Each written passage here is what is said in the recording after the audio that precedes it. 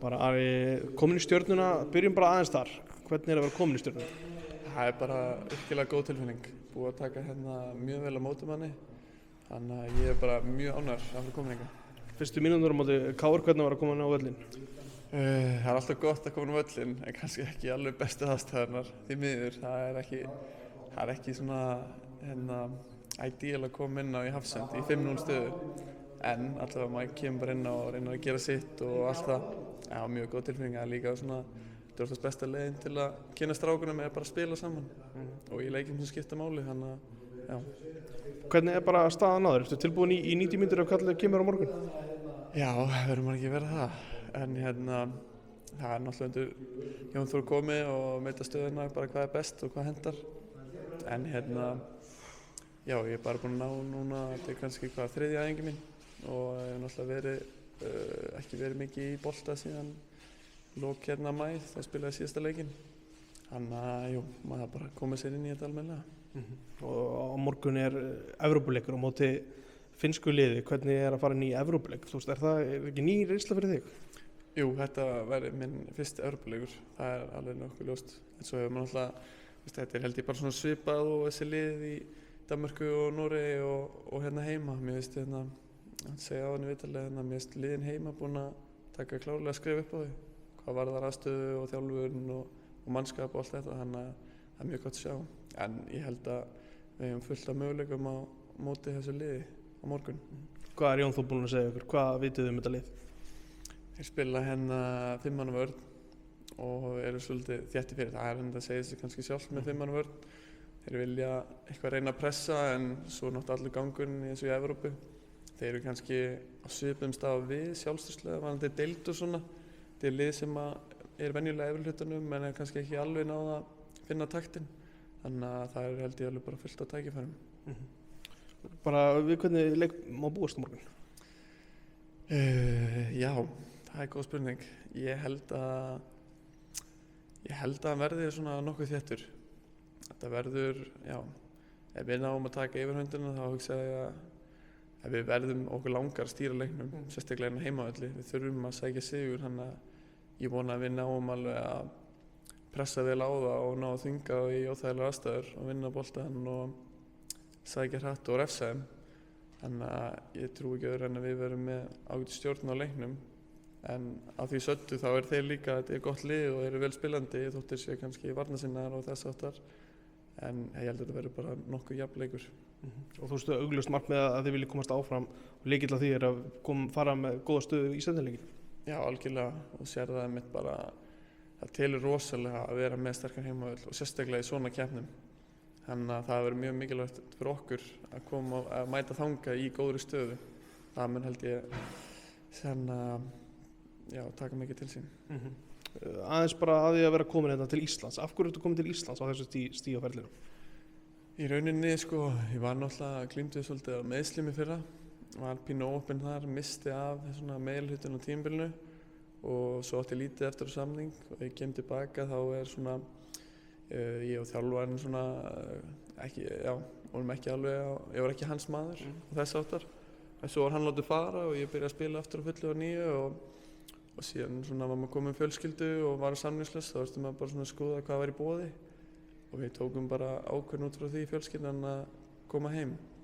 Og þú veist það var áhugi erlendis frá bara svona á sambærilegu leveli og okkur fannst í rauninni þetta heilla meira að svo stöddu Má segja að það hafi verið mjög nálægt að koma til Íslands áður en að bestadeildin byrjaði?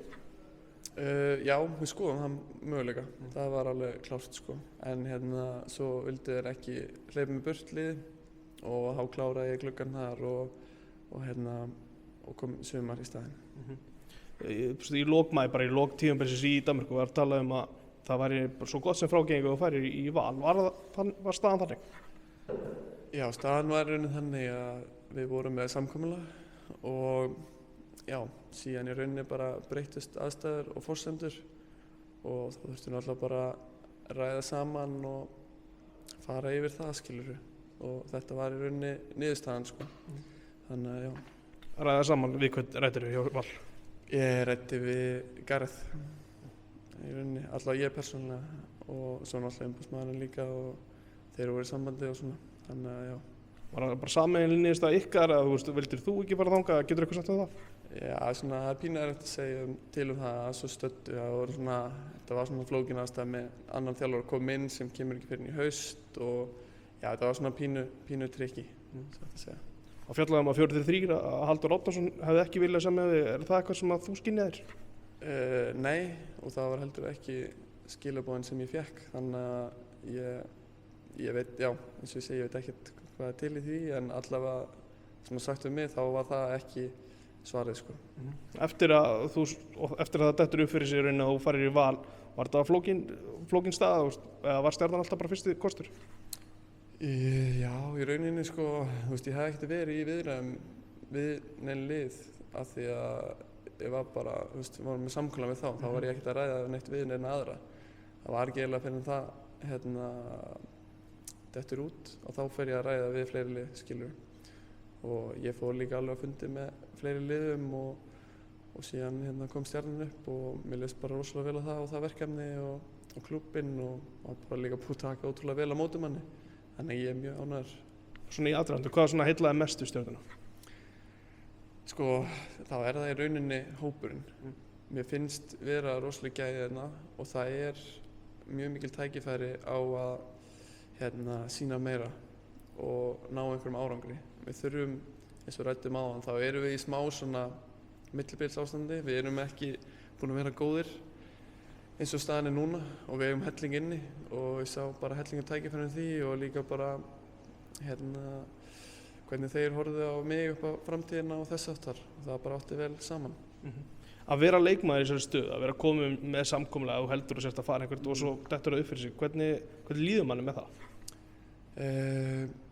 Já, það er auðvitað svolítið skrýtin tilfinning. Ég hef aldrei upplifað það áður. Þannig að, já, það var svolítið skrýtið, sko. En og auðvitað var svona, þú veist, já, ég veit alveg hvað ég var að lýsa því. Það var svona bara, já, svolítið skrýtið. Og lokum bara, hvernig gerur upp þessi ári í Noregi og Danmörku? Ertu sáttur við þennan feril úti? Já, en að sama skapið þá, þú veist, vill maður alltaf meira. Ég held að það er mjög fáir sem geta sagst vera saddir og jú, það var bara, þú veist, það fór þannig, skilur, en ég átti mjög góða tíma og þetta voru líka erfiða tíma líka, þannig er líka bara svolítið lífið sjálf, skilur, þannig að, en þetta er búið að líða ógeðslega hratt. Ég var að hugsa, ég var að segja við kærasta mín daginn, mér leið bara svona eins og ég aldrei farið. Þetta var svona einhvern veginn þannig tilfinning, sko. Samt þetta búið að vera 6,5 ár, sko. Þannig að, já, en þetta var mjög góð tími og mér fannst í Noregi svona sérstaklega, það var ógeðslega gaman. Og Danmörk líka mjög fínt. Bara svona aðeins öðruvísi fótbolti og líka gaman að pröfa eitthvað annað. Og þú veist, hvar á konustæðinum betra að búa? Sko, já, ég veit það ekki. Ég var mjög heppinn með staðsetningu í Noregi. Þá bjó ég bara hálftíma frá Oslo til dæmis, sko. En svo í Danmörku þá bjó ég bara miðju Jótlandi og það var ekkert eitthvað mikið að vera. En bara báðar borgir með, sko, sína einleika og allt það. En það var eiginlega skemmtilega að vera rétt fyrir utan stórborg. Það hafði það alltaf þann kost að fara. Þannig að já, ég hugsa að ég tæki Drammen fram yfir Kolding. Takk fyrir það og gangið vel á morgun. Takk sem leiðis.